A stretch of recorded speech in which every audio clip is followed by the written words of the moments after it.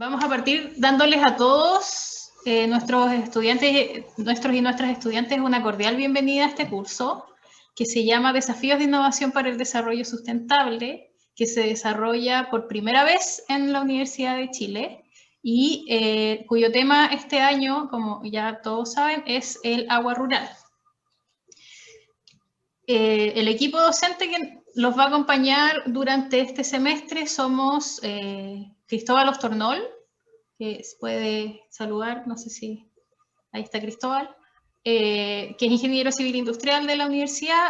Yo soy Natalia Álvarez, somos sus profesores coordinadores, y junto a nosotros van a estar dos ayudantes, que son Gabriela, que es ingeniera ambiental, y Amanda Peña, que es geóloga, pronta a ser geóloga. Como ustedes saben, o no, si no saben, se enteran ahora, este curso es un curso que está siendo coorganizado con varias universidades. Nosotros somos la institución anfitriona, la Universidad de Chile, la Facultad de Ciencias Físicas y Matemáticas en particular, pero también están participando en este curso estudiantes de otras facultades, de otras carreras. Y adicionalmente vamos a tener un profesor invitado de ciencias forestales también en algunas sesiones como al medio del curso.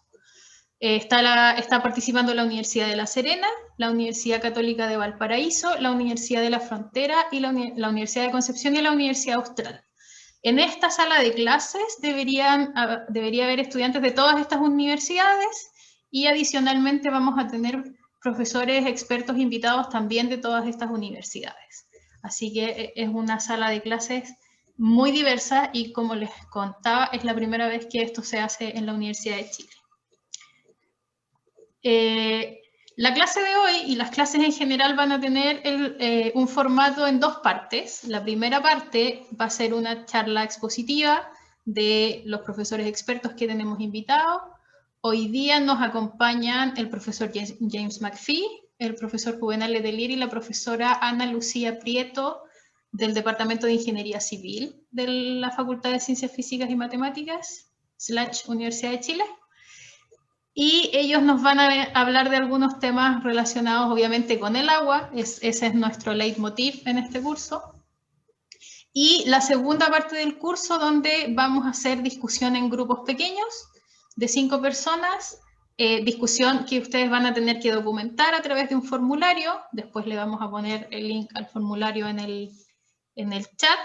Y obviamente, como es una sala de clases muy diversa y estamos en un espacio docente, nosotros esperamos que esta discusión se dé en un marco de respeto, de tolerancia y valorando las opiniones de nuestros compañeros. Los dejo entonces con James, Juvenal y Ana Lucía.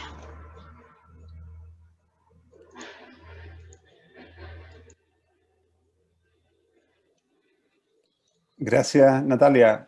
Empiezo entonces. Dale más. Ya. Ok. ¿Cómo están? Buenas tardes. Me toca empezar esta clase y voy a tratar de ser súper sintético. Es muy difícil hablar de los problemas del agua en poco tiempo, como ustedes se pueden imaginar. Pero voy a tratar de usar menos de 15 minutos, si puedo, para dar como un primer barrido que espero sirva para situar la realidad, digamos, desde el punto de vista de la disponibilidad de agua, desde el punto de vista de la hidrología y también desde el punto de vista un poquito regulatorio, para que todos estemos más o menos en el mismo lugar para empezar a conversar después en lo que queda del curso, ¿ya? Más allá del título de la presentación, siempre me gusta partir explicando por qué es difícil hablar de agua y por qué es difícil encontrar soluciones para el tema del agua en general, ¿ya? Si uno mirara desde la economía de recursos naturales, y yo soy ingeniero civil, no soy economista, pero igual creo que vale la pena un ratito detenerse en este tema, ¿cierto? El agua es diferente que otros recursos naturales, como el suelo, por ejemplo, o como el cobre, o como los bosques, ¿ya? ¿Por qué? Y aquí un resumen súper corto de por qué. No voy a entrar mucho en explicaciones, a lo mejor esto después lo podemos discutir en la sesión de conversación. por una parte, el agua, dependiendo del enfoque, uno la puede ver como un bien público y también como un bien privado, y ambas visiones respecto al agua son apropiadas y adecuadas dependiendo del contexto en el cual uno se encuentre. Eso yo creo que puede ser visto desde el punto de vista cuando hablamos del agua como un insumo necesario para producir ciertas cosas, y también cuando hablamos del agua como un elemento que es esencial para un montón de funciones biológicas y culturales y de todo tipo. El agua además es un bien o un recurso natural que se mueve y que varía, ¿cierto? O sea, está en distintos lugares y en distintas cantidades en distintos momentos, ¿ya? Y eso es súper complicado, le pone un montón de incertidumbre al análisis, y generalmente, o muchas veces, la cantidad de agua disponible en el momento en que está disponible es distinta de lo que se necesita para distintas cosas, ¿ya? Entonces eso enreda las cosas.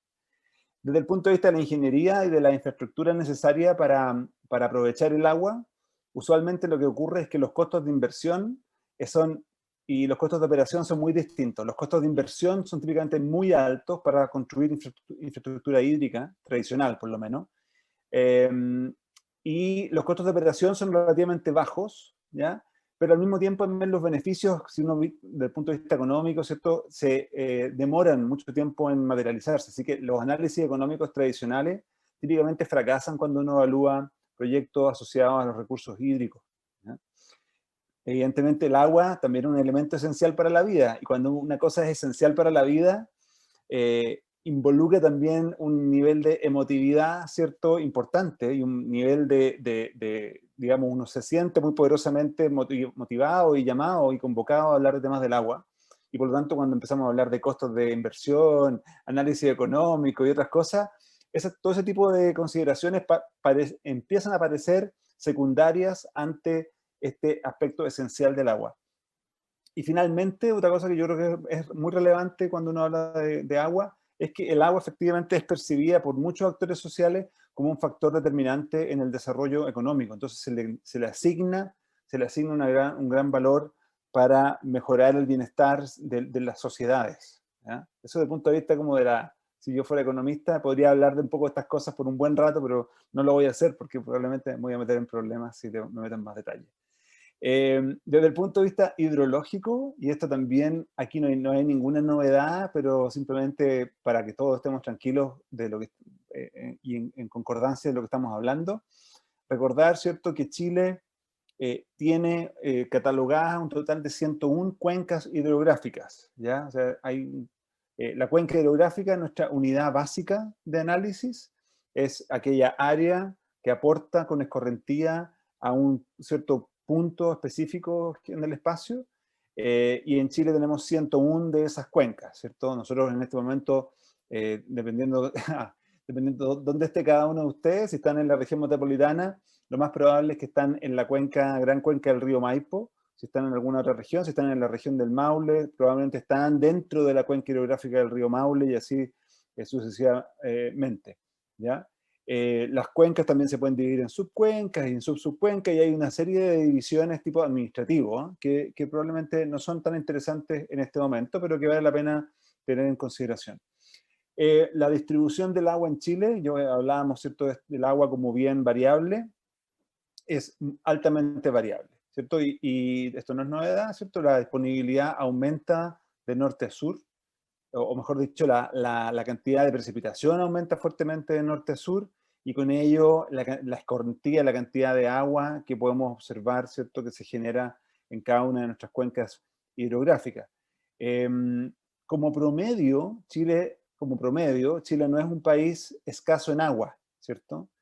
Pero, por supuesto, cuando desagrego y divido el país en subregiones u otros, ahí claramente la película cambia, ¿cierto? Y la zona norte, desde la región de Arica, Parinacota, hasta la región de Coquimbo, típicamente, podríamos considerar que es una zona extremadamente seca, donde hay un grado de escasez hídrico que podría catalogarse como de crisis o de estrés hídrico, mejor dicho.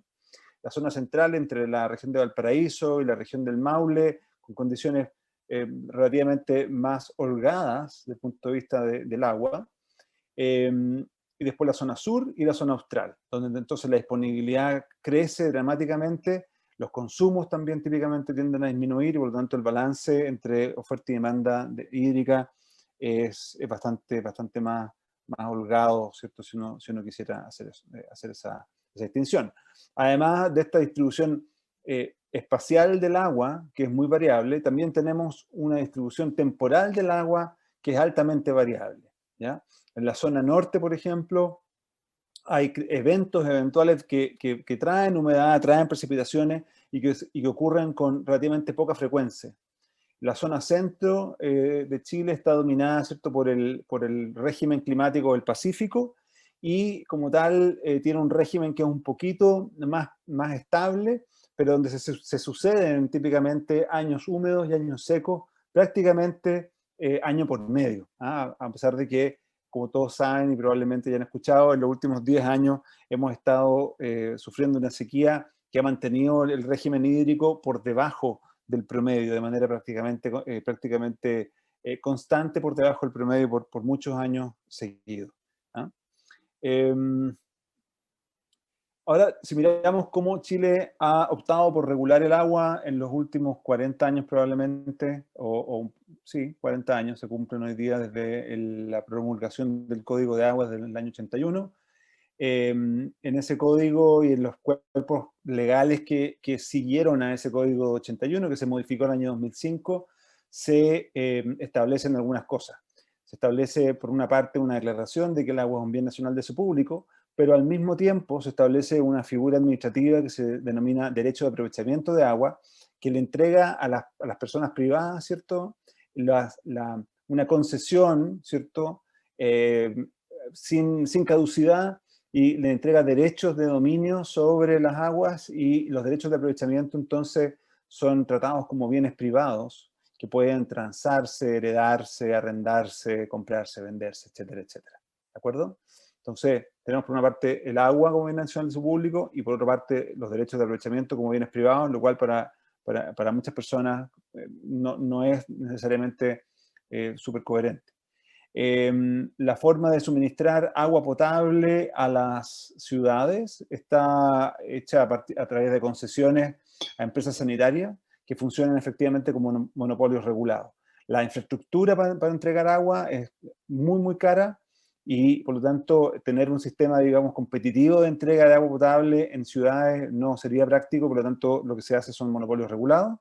Y por otro lado, en las zonas rurales, lo que se establece son, digamos, cooperativas, servicios de agua potable rural, APR, que son del orden de 1.500 en todo Chile, cuentan con un nivel de apoyo estatal, pero tienen efectivamente la forma legal de cooperativas, que son operados por sus propios usuarios, ¿ya? Y lo otro que es importante también decir es que en el caso de la forma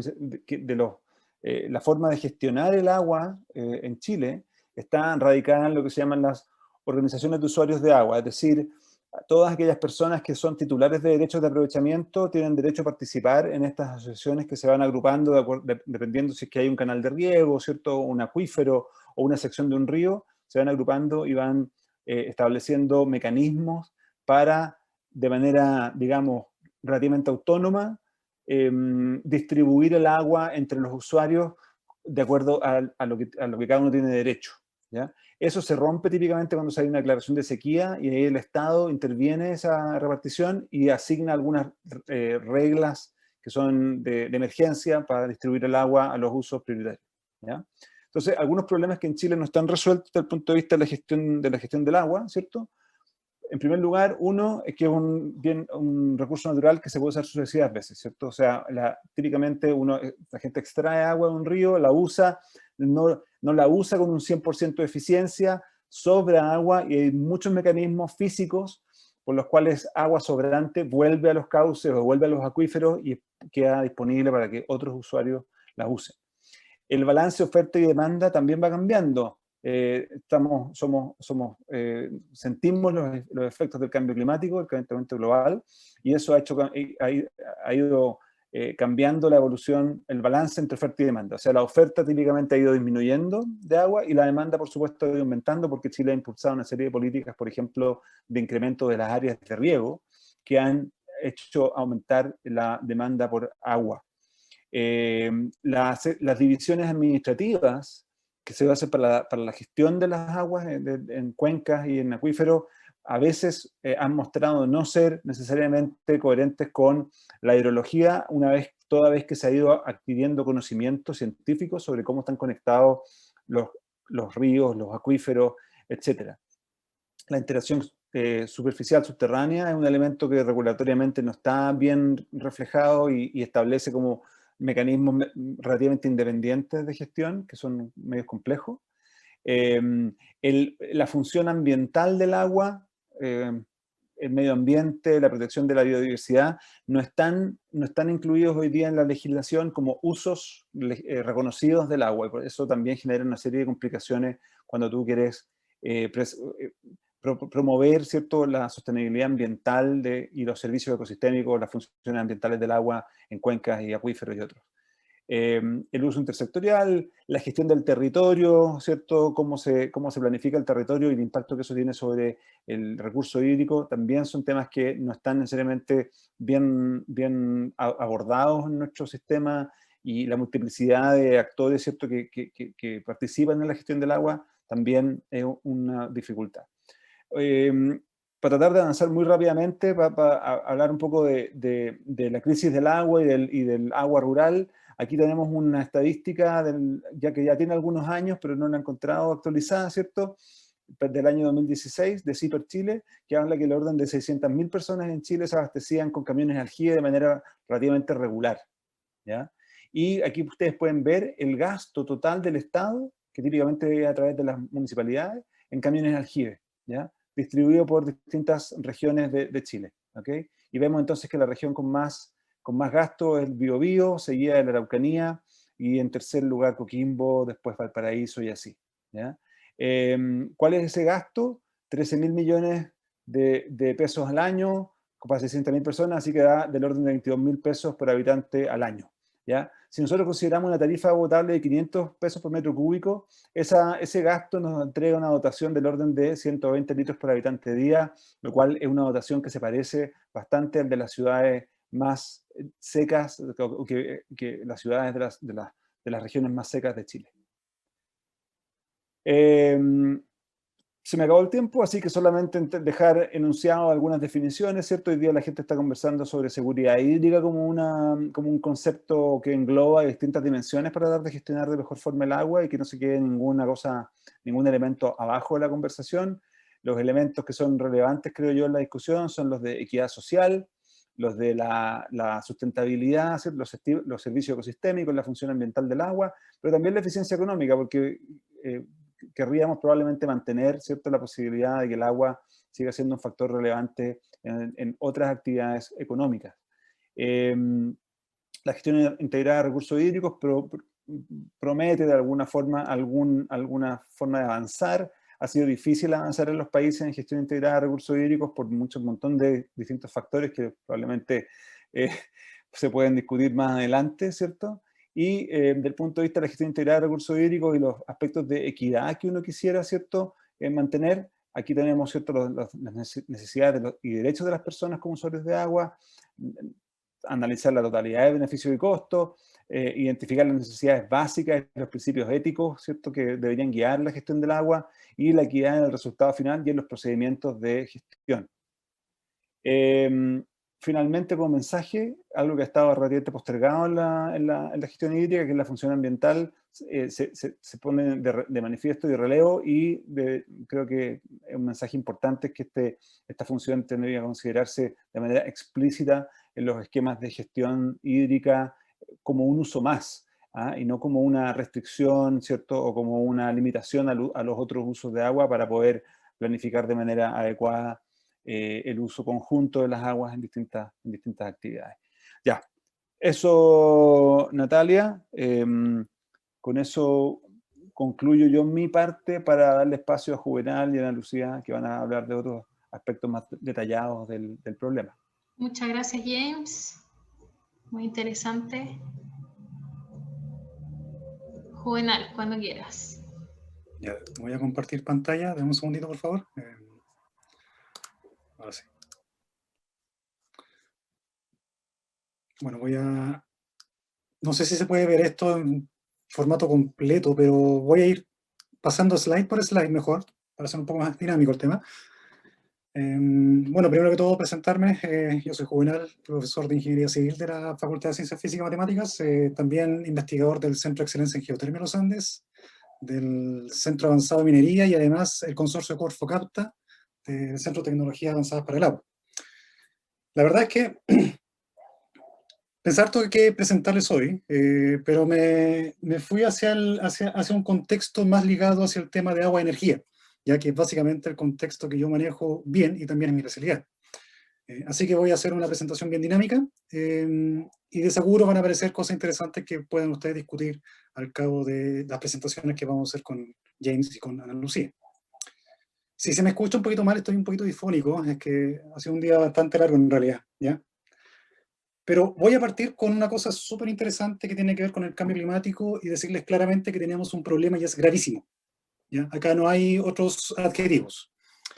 En particular, todo el mundo conoce el problema del cambio climático y del cambio climático y del calentamiento climático. Y la verdad es que Chile ratificó acuerdos de cooperación internacional para poder reducir de alguna forma su impacto hacia la contribución de gases de efecto invernadero que se libera a la atmósfera. Y el más reciente es el Acuerdo de París. No voy a nombrar el Acuerdo de Madrid, ¿ya? Pero sí voy a nombrar el Acuerdo de París, que es el que actualmente está rigiendo, ¿ya? ¿Y por qué es importante para Chile? Porque las Naciones Unidas dijeron, Chile, de las 9 cosas, o de las nueve problemáticas importantes que tendrán los países en cuanto al cambio climático, Chile posee 7 vulnerabilidades, ¿ya? Posicionando como los países más vulnerables en el mundo en cuanto a los efectos que pueda tener el cambio climático. Ejemplos hay montones, o sea, tenemos los aluviones históricos de Atacama, del año 2015, ustedes recordarán todo lo que sufrió la región de Atacama durante el invierno de ese año, y también algo que todo el mundo ha visto, que es el retroceso de los glaciares. Hasta donde yo sé, el único glaciar que está creciendo en el cono sur de América es el glaciar Perito Moreno, que está en Argentina, pero todos los demás tienen un proceso de retroceso. Uno lo puede ver con fotografías. Si uno ve, por ejemplo, los glaciares que están mirándose en las montañas de la comuna de Lo Barnechea, Las Condes, uno puede ver claramente los glaciares El Plomo y La Paloma. Si uno lo compara con fotografías del año 30, del año 20, uno notará que hoy en día están bastante retrocedidos, ¿ya? Por lo tanto, la pregunta es, ¿por qué se debe ese retroceso de los glaciares? Y una de las cosas que la gente ya empieza a decir con bastantes evidencias a nivel mundial es, ok, tenemos un proceso de cambio climático, ¿ya? Quizás este proceso todavía sea el remanente del proceso de glaciación, de retirada de los glaciares que viene desde hace 10.000 años. Pero debe haberse acelerado producto de la actual condición climática que posee el planeta. ¿Y por qué se debe a eso? Básicamente porque hoy en día estamos en los 400 ppm de CO2 atmosférico. Es la medida más alta, pero estamos hablando desde épocas milenarias, ¿ya? Entonces, todo el mundo sabe que el CO2 es un gas de efecto invernadero, lo cual produce que el calor interno de la Tierra aumente en la atmósfera, básicamente por un efecto invernadero, así que algo debe estar pasando. Y acá hay varias preguntas, por ejemplo, ¿cómo podemos remediar el cambio climático? Es una pregunta súper interesante, bastante amplia, pero en la cual yo doy una respuesta de investigación, la cual tiene que ver con una tecnología llamada el almacenamiento geológico del CO2. Y dentro de las consecuencias del cambio climático, mi pregunta que a mí me interesa en realidad es ¿cuál será su impacto en subsuelo? Dentro del área, dentro de lo que es la hidrogeología, ¿cómo el subsuelo va a responder a los efectos del cambio climático? Quizás eso no sea muy evidente hoy en día, porque todos los fenómenos de subsuelo son de escala geológica, son de escala de tiempo geológicas, ¿ya? A diferencia de los cuerpos de agua que están en superficie, vale decir lagos, ríos y océanos. Entonces, ¿dónde está la parte interesante de esto? ¿Cómo podemos remediarlo? Y Chile ha dado pasos gigantescos en esa área. O sea, es cosa ver el documental de Al Gore, uno de los últimos documentales donde posiciona a Chile como líder mundial en uso de energía fotovoltaica. O sea, nosotros estamos dentro del top 10 de los países que están utilizando energías renovables. Y Chile es un gran laboratorio natural de energía, ¿ya? O sea, tenemos el desierto de Atacama, que es la zona de insolación, de mayor insolación del mundo. Tenemos los corredores de viento más fuertes del cono sur, ¿ya? Tenemos biomasa y tenemos volcanes, ¿ya? Por lo tanto, cuando el Ministerio de Energía estimó que para 2050 Chile usará 90% de energía renovable, eso es para aplaudirlo. O sea, en poco tiempo vamos a pasar de un país que casi, yo les digo, sobre todo la zona norte de Chile, casi su energía se basó en matriz fósil, combustión de matriz fósil, a una matriz energética renovable, ¿ya? Y eso es de verdad para aplaudirlo. ¿Por qué? Porque está demostrando que nosotros sí poseemos innovación y tecnología, podemos aplicarla justamente para mejorar nuestra calidad de vida y también para mostrarle al mundo que sí somos capaces, a pesar de que somos un país que está en el delfín del mundo, ¿ya? Entonces, dentro de las energías renovables no convencionales, tenemos la hídrica, que es la más, que ha sido históricamente una de las más utilizadas, sobre todo la hídrica de embalse, la mareomotriz. Nada existe en Chile, pero sí existen, existen ejercicios en el mundo acerca del uso de esta energía. Chile tiene un potencial enorme en mareomotriz, todo esto. Son más de 4.000 kilómetros de costa.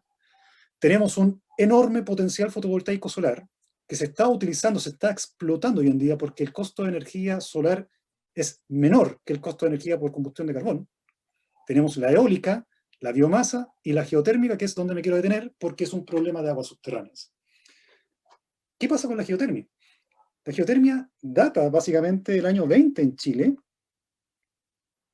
y Chile fue durante los años 20 pionero en la investigación de esa área, ¿ya? Junto con los italianos.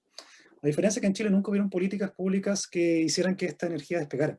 Y esto fue hace poco, en realidad, ¿ya? Hasta hace poco cuando se inauguró la central de Cerro Pabellón en Antofagasta. Por lo tanto, el actual gobierno, el gobierno anterior, y a través de la mesa de trabajo, la mesa geotérmica, le ha dado un nuevo impulso a la geotermia, y por eso que hoy en Chile puede decir que tiene la primera central geotérmica del mundo, la de mayor altitud y con la tecnología más avanzada que existe. O sea, eso también es para aplaudirlo. ¿Y por qué es tan importante la geotermia? Porque es una energía basal. ¿Qué significa energía basal? Que produce 24 horas, 7 días a la semana, 365 días al año, ¿ya? A diferencia de la energía eólica fotovoltaica, que son intermitentes, tienen sus periodos de producción, ¿ya? Y Chile, el horario de mayor uso energético es alrededor de las 10 de la noche, ¿ya? Por lo tanto, es importante tener energía basal para que nuestra matriz energética también tenga resiliencia. ¿Y qué es la geotermia? Como un problema de agua subterránea. Esto solamente para introducir el concepto de transporte de calor, y esto es algo que todos ustedes pueden aprender, ¿ya? Es algo que va dentro de lo que es la cultura general. Resulta ser que la Tierra tiene un núcleo que está muy caliente, está a 6.000 grados Celsius, ¿ya? Y esa energía tiene que ir a algún lado, ¿ya? Porque en mecánica, nosotros en la facultad nos enseñan, en mecánica, de que los sistemas físicos tienden a estar en su estado de mínima energía. Por lo tanto, esa energía tiene que ir a algún lado, ¿ya?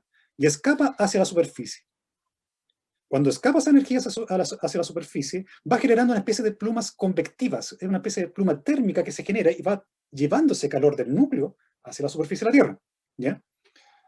El radio de la Tierra es de alrededor de 6.000 kilómetros, muchachos. Pero cuando nosotros cambiamos la escala, que es el concepto más importante en agua subterránea, cuando cambiamos la escala y nos vamos a una escala del orden de los 100 kilómetros, empezamos a ver la típica figurita que nosotros nos enseñan en el colegio respecto a la margen convergente que existe en Chile, donde la placa de Nazca se subduce sobre la placa sudamericana, el origen de los terremotos, del volcanismo chileno, etc., ¿ya? Y debido a esa fricción que ejerce la placa más densa, la placa de Nazca sobre la sudamericana, la roca empieza a fundirse. ¿Por qué? Porque la temperatura es muy alta acá. Y como la densidad de esto es menor, empieza a subir, generando justamente cámaras magmáticas que después al llenarse generan justamente las erupciones volcánicas que todo el mundo ya alguna vez ha visto. Sin embargo, si reducimos la escala nuevamente y nos vamos a la escala de 5 kilómetros, empezamos a ver lo que se llama la convección de los fluidos debido a que estos fluidos tienden a estar posicionados en reservorios, que son como unas toallitas que están en el subsuelo que permiten almacenar agua. Y como también tienen temperatura, tienen energía, ¿ya?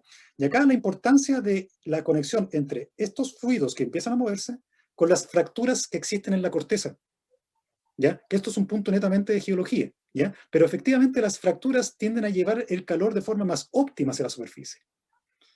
Cuando nosotros reducimos esta escala, por ejemplo, la escala que está acá, nos podemos ir, por ejemplo, a la escala de una vivienda o de una cancha de fútbol, como ustedes lo quieran llamar, y esa vivienda podría tener infraestructura crítica que permita utilizar, por ejemplo, la energía del agua para poder climatizarse. O sea, nos pasamos desde el núcleo de la Tierra hasta la infraestructura civil que existe en la superficie. Y eso lo encuentro notable, ¿ya? Porque esto habla sobre todas las escalas del problema del transporte de calor y cómo el transporte de calor sí afecta o puede afectar en nuestra vida cotidiana, ¿ya? Entonces, ¿por qué pasa esto? Porque existe la tectónica de placas. Ya la tectónica de placas es básicamente superficie. La corteza de la Tierra es sólida, ¿ya? Y tiende a moverse debido a la acción de estas plumas del manto que van como arrastrándolas, ¿ya? Y nosotros estamos justamente en una margen convergente, lo cual hace que nuestro país sea uno de los países más sísmicos del mundo y también más volcánicos del mundo, ¿ya? O sea, eso que a nosotros nos provoca desastres de vez en cuando, también nos provoca, también nos permite tener ese potencial para poder utilizarlo en pos de, de mejorar nuestra calidad de vida, ¿ya? Hay que ver también ese lado positivo, ¿ya? Y dentro de eso, Chile, como es un país volcánico, debido a la acción de esta margen convergente, significa que el país tiene energía suficiente en la cordillera de los Andes como para construir una central geotérmica y producir energía limpia. O sea, lo único que envía, o sea, de las cosas que, lo que más envía una central geotérmica a la atmósfera, por lejos, es vapor de agua, ¿ya? A diferencia de una termoeléctrica, por ejemplo. Entonces, se genera una oportunidad, justamente, ¿ya? Y como la energía geotérmica es una energía que funciona todo el rato, puede ser la energía basal o una de las energías basales que puede tener el país para que su matriz energética sea resiliente, ¿ya? Que es la palabra clave. Entonces Chile tiene muchos volcanes y hubieron en el tiempo grandes erupciones volcánicas y ustedes pueden tener recuerdos de lo que ocurrió, por ejemplo, en el Calbuco el 2015 o del Cordón Caulle el 2011, ¿ya? O sea, Chile de vez en cuando muestra evidencias de que sí, hay energía calórica la cual podría ser utilizada. Ahora, no es llegar y construir un pozo, por ejemplo, en una cámara magmática, eso es muy difícil, digamos, ¿ya?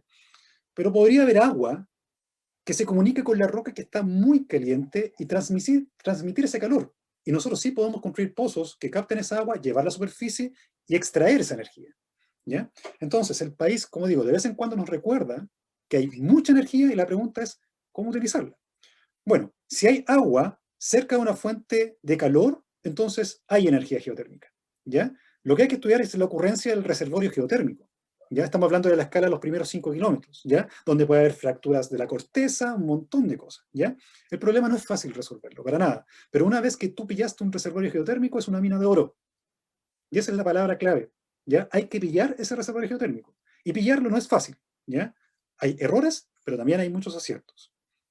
Chile, desde hace mucho tiempo, empezó con esta idea de construir centrales geotérmicas. Desde el año 20, insisto, en las primeras exploraciones, y el proyecto más avanzado que hubo en Chile fue en la década de los 70, con el proyecto de El Tatio. O sea, El Tatio, ustedes recordarán que hubo un incidente medioambiental ahí debido a un reventón de un cabezal de pozo. Las Naciones Unidas dijeron en su informe que no había afectaciones en ninguna de las manifestaciones termales. Pero hoy en día el Tatio es un sector protegido. No se puede hacer nada, ¿ya? Y está justamente protegido para las futuras generaciones porque es una maravilla natural. O sea, si ustedes llegan a conocerlo y si lo conocen, siéntanse afortunados porque realmente es único en el mundo. El Tatio no puede ser explotado, pero 100 kilómetros al norte, la gente por casualidad, descubrió que en un pozo el agua salía a 80 grados Celsius y en superficie no había ningún geyser, ninguna manifestación hidrotermal. Entonces, eso fue una real sorpresa, y en ese punto que estaba realmente escondido en el desierto de Atacama, se construyó la primera central geotérmica, que es Cerro Pavía, ¿ya? Y eso es una imagen del año 2017, cuando se inauguró esta planta geotérmica, que en realidad es un lujo que tiene el país, ¿ya? Pero no solamente la geotermia se puede utilizar para generación de energía eléctrica. O sea, imagínense que los pozos de una central geotérmica tienen una profundidad de 2,5 kilómetros. O sea, construir esos pozos no es nada barato, ¿ya? Pero el transporte de calor ocurre a diversas escalas.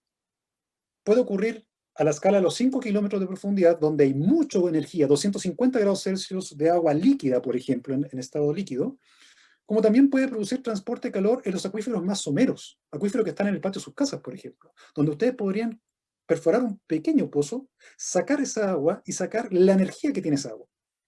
Uno se preguntará, ok, ¿cuál será la energía que tiene el agua en un acuífero somero? Y esa energía corresponde a la temperatura media anual del sitio, ¿ya? O sea, si en Santiago la temperatura media anual es de 15 grados Celsius, uno espera que la temperatura del agua subterránea sea de ese orden, ¿ya? Y si uno le saca 2 grados Celsius al agua subterránea, créanme que eso es mucha energía para poder calefaccionar, ¿ya? Hay lugares de Chile donde existen gradientes geotérmicos anormales, lo cual significa que el transporte de calor es más óptimo en esta zona, ¿ya? Y uno de los lugares privilegiados es justamente el Estrecho de Magallanes. ¿Por qué pongo este ejemplo? Solamente para que ustedes también lo logren pensar. Pongo este ejemplo porque en ese lugar hubieron pozos petroleros que hoy en día están abandonados, ¿ya? Y uno se pregunta, ok, Punta Arenas, ¿cómo se calefacciona? Porvenir, ¿cómo se calefacciona? Con gas natural. ¿Y qué pasa si el gas natural de repente se acaba? ¿Cómo se calefaccionará esa gente, siendo que es uno de los lugares más fríos del país? Bueno, si uno rehabilita los pozos geotérmicos, los pozos de petróleo, por ejemplo, e inyecta agua y saca esa agua a la temperatura de 100 grados, 120 grados, créanme que es mucha energía para poder generar proyectos de calefacción distrital en una ciudad como Punta Arenas, Porvenir, etcétera, lo cual en realidad sería un tremendo avance. ¿Por qué? Porque estamos dejando de combustionar combustibles fósiles. ¿Ya? Y estamos utilizando la energía natural del suelo para poder hacer esa labor. Eso ocurre en el Estrecho Magallanes, donde el gradiente geotérmico es del orden de los 50 grados por kilómetro. Pero en general, en la Tierra, ese gradiente geotérmico es del orden de 30 grados Celsius. ¿Ya? Para poder finalizar esta presentación, les voy a hablar de un proyecto exitoso a nivel país, que fue la climatización geotérmica de un liceo bicentenario en una de las ciudades más contaminadas de América, que es el Liceo Bicentenario Altos del Macay, que está en la ciudad de Coyhaique. ¿Ya? Para poner en contexto, y dado que aquí hay muchos oyentes que son de regiones, piensen que el problema de Coyhaique también aparece en Temuco, en Chillán, en Los Ángeles, en el centro sur de Chile, ¿ya? Porque la forma de calefaccionarse es a través de la combustión de leña. Y la leña está húmeda. O sea, imagínense la polvareda que existe en invierno. O sea, yo lo he visto y es terrible, ¿ya? Hay que cambiar eso, ¿ya? Entonces, Coyhaique es la ciudad, hoy en día, la ciudad más contaminada de América. Coyhaique es la capital de la región de Aysén, está ubicada en esta posición, ¿ya? Y justamente este es el panorama en invierno. Chuta, uno recuerda acá la ciudad de Santiago. Yo crecí en Santiago, viendo Santiago muy contaminado. Vivo en Valparaíso, a veces veo que Valparaíso está muy contaminado también. Producto de la calefacción por leña, básicamente, ¿ya? ¿Cómo arreglar eso? Porque hoy en día eso está afectando la salubridad pública, ¿ya? Voy a tomar un minutito más para presentar. Está afectando la salubridad pública, ¿ya? Entonces hay que detener eso. Y una de las alternativas que se manejan justamente es la calefacción por geotermia, o sea, esa última imagen de la casita con los pozos sacando agüita y calefaccionándose. Llegamos a esa escala, ¿ya? Y justamente el Centro de Excelencia hizo un proyecto piloto con fondos regionales para instalar una bomba de calor geotérmica, la cual justamente está calefaccionando ese colegio. Y ustedes se preguntarán, ¿cómo es esa bomba de calor?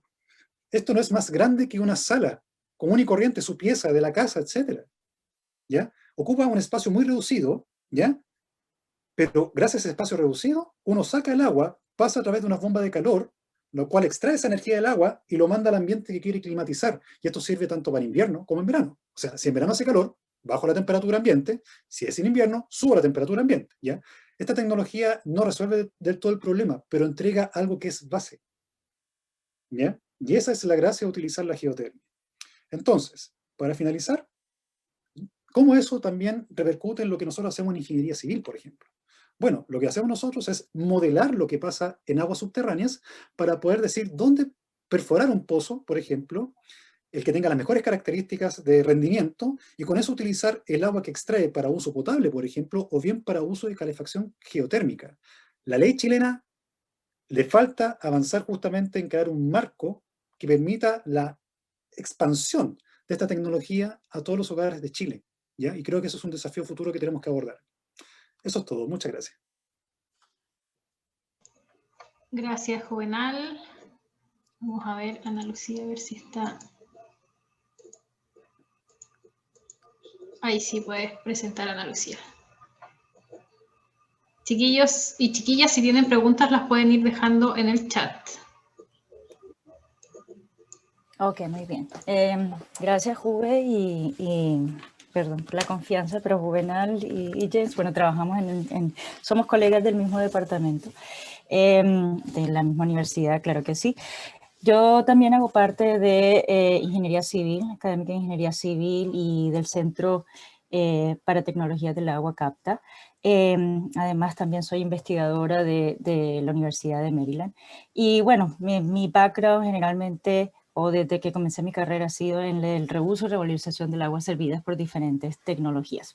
Entonces, bueno, yo tenía algunas slides relacionadas con antecedentes en Chile y demás, pero creo que a este punto ya sabemos de qué estamos hablando y cuál es la situación y por qué estamos convocados aquí, ¿verdad? En definitiva, vamos a ponernos en el contexto que ya nosotros usamos el agua que llega a nuestras casas, ¿verdad? Entonces nosotros sabemos que de ese 100% del agua potable que consumimos, 90% de eso se vuelve agua residual. En este caso, esta sería nuestra materia prima. Tenemos agua residual y lo que necesitamos ver es qué hay en el agua que vale la pena revalorizar o reusar, ¿cierto? Entonces, del agua residual doméstica, y de ahora en adelante voy a hablar de ARES o ARES, dependiendo de cómo lo pronuncie, es 99% agua. Ese es el primer paso, ¿verdad? Hay un recurso importante, hay 1% que son cosas que nosotros agregamos al agua.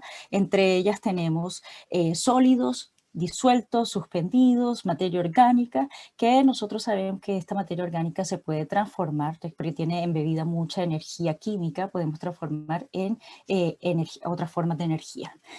También tenemos nitrógeno y fósforo. Esto que les estoy presentando aquí es una caracterización general de los aguas residuales, de hecho muy de receta, ¿cierto? De hecho, esta la presenta la FAO como una caracterización general de las aguas residuales domésticas. Tenemos nutrientes que son el nitrógeno y el fósforo en ciertas concentraciones y también no podemos descartar aquellas otras cosas que de pronto son un poco más difíciles de remover, entre ellos contaminantes orgánicos, contaminantes emergentes, metales, etcétera. Pero todo eso se lo agregamos y les comento que actualmente nosotros tenemos toda la tecnología para procesar este tipo de componentes del agua y rescatar, además del agua, que es 99% de esto, aquellos componentes, ¿verdad? Entonces, enfoquémonos en cómo lo hacemos, cómo se recuperan los recursos. Actualmente, como ejemplo, vamos a tomar la ciudad de Santiago, en donde tenemos la biofactoría Mapocho Trébal. Ese es el esquema de tratamiento de la biofactoría Mapocho Trébal. Biofactoría es el nombre actual de la planta, pero en realidad es una planta de tratamiento avanzado, ¿está? Bien, entonces, tenemos que, no sé si ustedes en qué nivel de sus carreras están, pero les voy a explicar a rasgos generales de qué se trata el tratamiento de aguas residuales en nuestra ciudad. Tenemos que, vamos a tener la línea de aguas, es decir, la que trata solamente el agua. Y también nosotros, a medida que vamos tratando el agua, vamos a generar una serie de sólidos que van a constituir la línea de sólidos, valga la redundancia. Entonces, la que resalto aquí es la línea de aguas y posteriormente voy a hablar de la línea de sólidos. Entonces, hay una serie de tratamientos que se van a aplicar para ir obteniendo diferentes objetivos de tratamiento. Entonces, comenzando tenemos que el agua residual es el afluente de la planta. El primer tratamiento que nosotros vamos a aplicar es esa remoción de sólidos de mayor tamaño. Todo lo que sea, imagínense todo lo que pasa por una alcantarilla. De hecho, ustedes, si hablan con un operario de la planta, realmente hay los cuentos del terror. Llegan colchones, llegan animales, entre muchas otras cosas, ¿ok?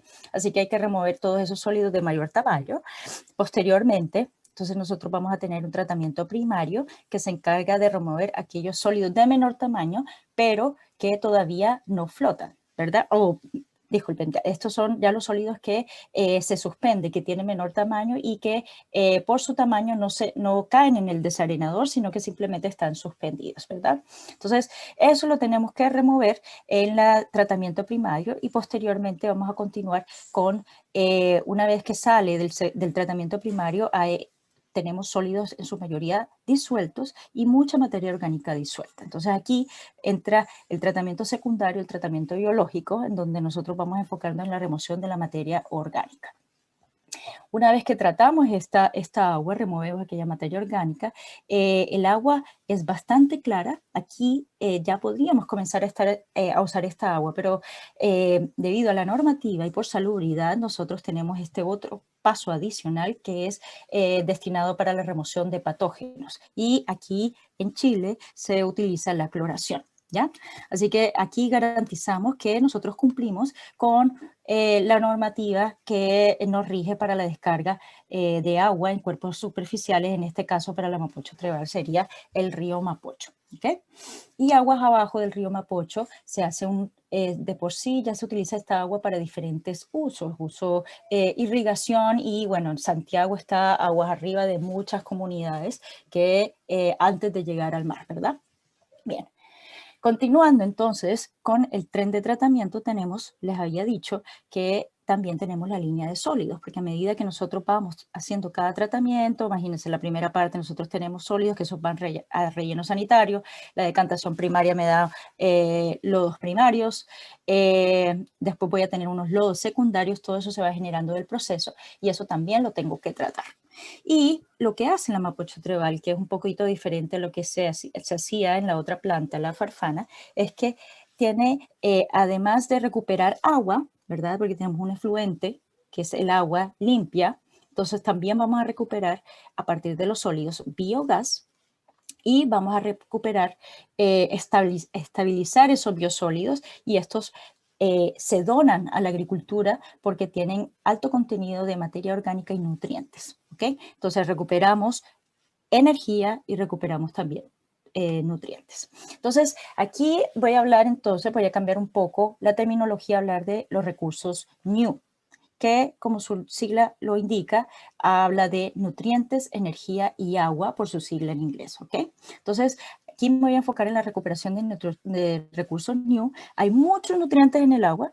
Personalmente trabajo en esta parte, estos 3 nutrientes que son, digamos, los macrocomponentes de las aguas residuales. Como nutrientes, nosotros podemos recuperar estruvita y otros precipitados. Por procesos químicos podemos obtener estos fertilizantes, ¿ok? A partir de todos esos nutrientes, nosotros podemos procesarlos químicamente y obtener un fertilizante de alto valor. También podemos obtener los biosólidos que les comenté, ¿cierto? Que es básicamente el lodo estabilizado. Y aquí se puede recuperar, esto se puede entregar a la agricultura directamente, ¿ya? Incluso dentro del proceso también se puede recuperar, dentro de la biomasa se puede recuperar biofósforo, ¿ya? Con el agua, ¿verdad? Que hay diferentes efluentes dentro de la misma línea de tratamiento que son ricos en nutrientes, que no necesariamente salen de la planta de tratamiento. ¿Okay? Entonces, esa agua rica en nutrientes, ese fertilizante líquido, se podría incluso utilizar para crecimiento de algas in situ y posteriormente procesamiento para generación de biodiesel, ¿ya? Y ese fertilizante líquido se recupera más eficientemente dentro de la planta porque la biofactoría son una gran planta, que hay una infraestructura que ya está generada, en donde ya están los procesos generados y básicamente hay que aprovechar al máximo, extender el ciclo de vida de todos estos recursos dentro del agua residual, ¿ya? Es la mejor oportunidad cuando está todo esto concentrado. Sin embargo, también se puede hacer tratamientos descentralizados en sitios rurales en donde puede que tenga un poquito más de control de los efluentes, ¿cierto? No es tanto volumen. A mí la Mapocho Trébal recibe 8.8 metros cúbicos de agua por segundo. Así que eso es muchísima agua. Pero en las casas se puede hacer recuperación del agua, de pronto puede hacer recuperación para riego in situ, etc. Este fertilizante líquido es aprovechado en muchas partes del mundo y sí, el fertilizante líquido, el aportante más grande a esto sería la urea que nosotros emitimos en nuestra orina, ¿ya? Y de hecho hay otros países que ya utilizan infraestructura para hacer esta separación de estos efluentes, estas aguas incluso amarillas, le llaman aguas amarillas cuando realmente solamente separan y aprovechan la orina, pero de pronto en nuestros países apenas estamos adaptando los conceptos de aguas grises y bueno, separándolas de las aguas negras. Vamos con la E, ¿verdad? Energía. Entonces tenemos que, como les comentaba, y vieron que en la línea de lodos nosotros podemos procesar los lodos para generar energía y básicamente aprovechamos un proceso biológico tanto de fermentación como de digestión anaeróbica para romper esas moléculas grandes, ¿cierto? Tenemos carbono orgánico fijo en en los lodos y la idea es procesarlos con diferentes procesos biológicos para romper esas cadenas, sacar el carbono de allí y utilizarlo ya sea para formación de metano o para formación de hidrógeno. Ambas cosas se pueden hacer dentro del proceso de digestión anaeróbica. ¿Okay? Y dependiendo de cómo operamos estos sistemas, vamos a favorecer uno u otro. Entonces, lo que le presento aquí, esto también viene siendo de la Mapocho-Trébal, en donde este paper es referente al equipo utilizado para la desulfuración del sistema, pero habla del potencial energético que se tiene dentro de esta planta. ¿Okay? Entonces, como para que vean, punto de comparación, yo tengo agua residual municipal, agua residual doméstica y un lixiviado. El lixiviado es aquel agua que se obtiene de la percolación del agua lluvia y de los líquidos a través de un relleno sanitario. Ese es rico, pero muy rico en carbono, nutrientes y una cantidad más de componentes. ¿Okay? Entonces, si ustedes ven, hablamos aquí de la de cubo o el contenido, este es un referente del contenido de materia orgánica de estos efluentes. El agua municipal tiene alrededor de 500, agua residual doméstica está un poco más concentrado. Los lixiviados, miren el orden de magnitud. ¿Ya? Así que el potencial energético por metro cúbico atacado es bastante alto. ¿Ya? Y esto es obviamente si hay una combustión completa, y en este caso si fuera por lo menos tengo apenas el 25% de metano. Con respecto al agua, entrando a lo que nosotros nos convoca, ¿verdad? Como les comentaba, la tecnología existe y este simplemente es un esquema que nos habla de los diferentes objetivos de tratamiento y las diferentes tecnologías que se utilizan para cada uno, ¿ya? Entonces, por lo menos, si yo lo que quiero es remover sólidos, ¿ya? Yo puedo utilizar un filtro de arena y eso me cumple con la tarea. Pero básicamente yo tengo que diseñar estos sistemas para el uso final. ¿Okay? Entonces, si de pronto yo solamente necesito riego en mi casa, puedo utilizar un filtro y de pronto generar un poco de desinfección, ahí yo satisfago mi necesidad y lo puedo utilizar para un riego no potable. ¿Okay? Pero si yo lo que quiero ya es entrar en el reuso, el último reuso o el máximo reuso, digámoslo así, que es el reuso potable hace referencia a ese que va a tener contacto con nosotros, ¿ya? Que tiene el potencial de ser incluso tomado, por eso es potable. Entonces, miren que la línea de tratamiento, todas estas existen, pero tienen muchísimos más pasos y son mucho más avanzadas y también costosas. ¿Okay? Así que aquí hay una oportunidad importante para que ustedes comiencen a pensar cuál es la solución para esto, porque todos estos procesos se tienen que realizar. Aquí hay una norma que se tiene que cumplir para garantizar la potabilización. ¿Okay? Dentro de estas tecnologías, las más usadas son las membranas, ¿cierto? Porque son filtros altamente especializados en donde no dejan pasar incluso viruses, ¿ya? Así que eso es un punto de discusión bastante importante en el contexto actual. Esto no es nuevo. Esto de la recuperación de recursos a partir de diferentes no es nuevo. Hay muchos aspectos que todavía hay que explorar. De hecho, aquí les dejo esta literatura porque esta es una revisión bibliográfica importante de dónde se encuentran los diferentes gaps o los diferentes puntos que ustedes podrían tentativamente atacar para seguir mejorando este proceso de recuperación a partir de diferentes efluentes. ¿Okay? Entonces nosotros tenemos una biofactoría, una planta de tratamiento, en inglés la llaman Energy Resource Recovery Facility, Water Resource Recovery Facility, toma diferentes apellidos, ¿verdad? Entonces hay mucho que hacer en términos de monitoreo,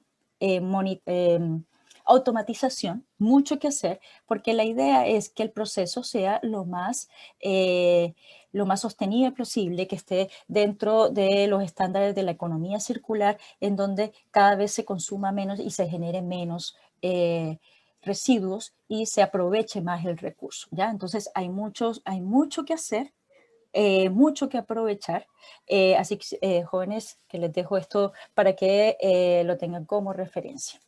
Otro ejemplo que no habla de las aguas orgánicas, ¿verdad? Pero es algo que también se presenta muchísimo aquí en Chile. Como es un país minero, tenemos el drenaje ácido en minería. Y también se pueden recuperar recursos a partir de la minería.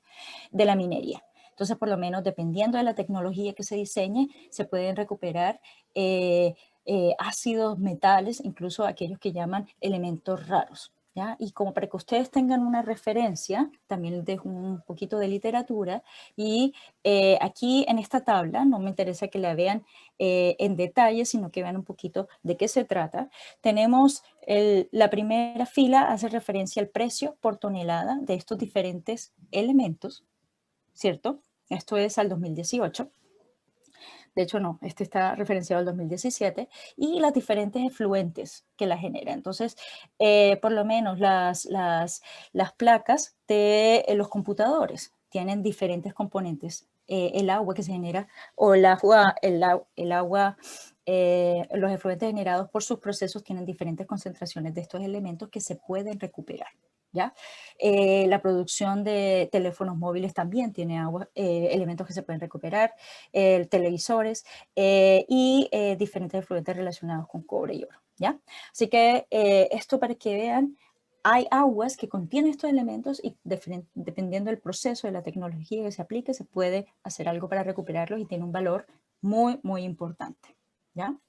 Hay un mercado para esto, entonces continuamos en esto de la economía circular.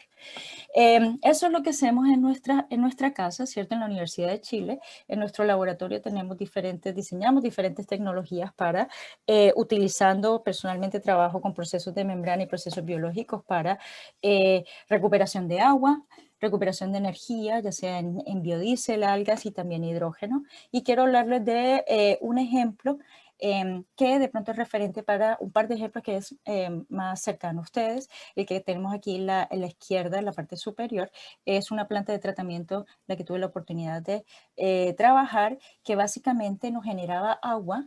Nosotros podríamos, si ustedes ven aquí, la idea es que ustedes vean que esto es altamente monitorizado, ¿verdad? Altamente tecnificado.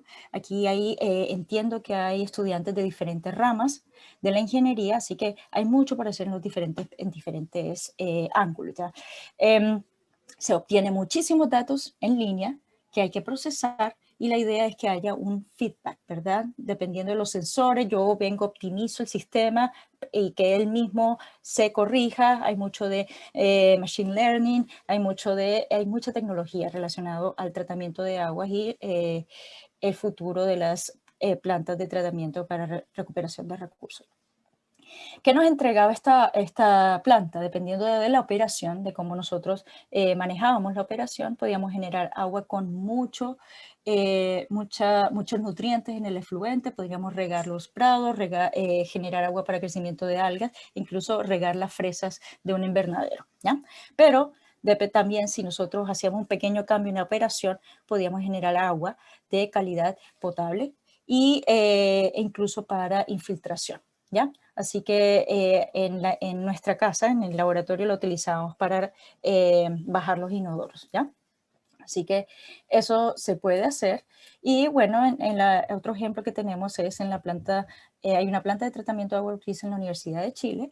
Esto, obviamente, algunos de pronto no identifican bien cuáles son las partes aquí. Es un proceso bastante compacto. Estoy segura que muchos estudiantes de la Chile ni siquiera saben que tenemos esta planta, donde tenemos un medio, ¿verdad?, de crecimiento, y la idea aquí es reutilizar el agua que viene del gimnasio de la universidad, ¿verdad? De las aguas grises generadas en la lavandería y los baños de la universidad, del edificio 851.